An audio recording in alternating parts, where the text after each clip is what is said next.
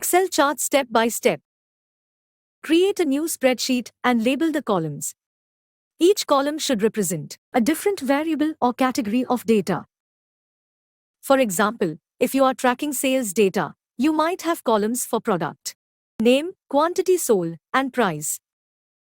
Enter your data into the spreadsheet. Make sure to enter each data point in its own row.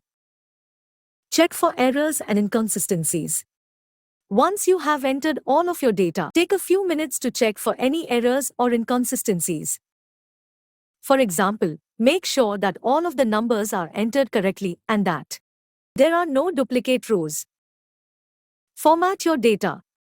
Once you have checked your data for errors, you can format it to make it easier to read and analyze.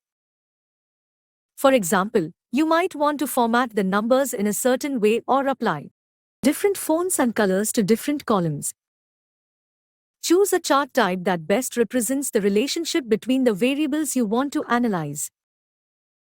Common chart types for financial analysis include line charts, pie charts, scatter plots, and waterfall charts. Line charts are used to show trends over time. They are ideal for showing changes in a single variable, such as the price of a stock or the number of sales. Line chart showing the price of a stock over time opens in a new window with showing the price of a stock over time. Bar charts and column charts are used to compare different values. They are ideal for showing the size of a population, the amount of sales for different products, or the profits for different companies. Bar chart comparing the sales of different products opens in a new window. Bar chart comparing the sales of different products. Pie charts are used to show the parts of a whole. They are ideal for showing the percentage of sales for different products, or the percentage of the market share for different companies. Pie chart showing the percentage of sales for different products opens in a new window. Pie chart showing the percentage of sales for different products. Scatter plots are used to show the relationship between two variables. They are ideal for showing how one variable, such as the price of a stock, changes in relation to another variable, such as the volume of trading.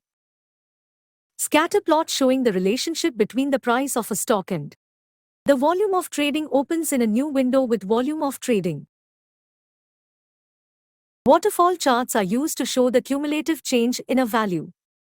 They are ideal for showing how a company's profits or losses have changed over time. Waterfall chart showing the cumulative change in a company's profits opens in a new window.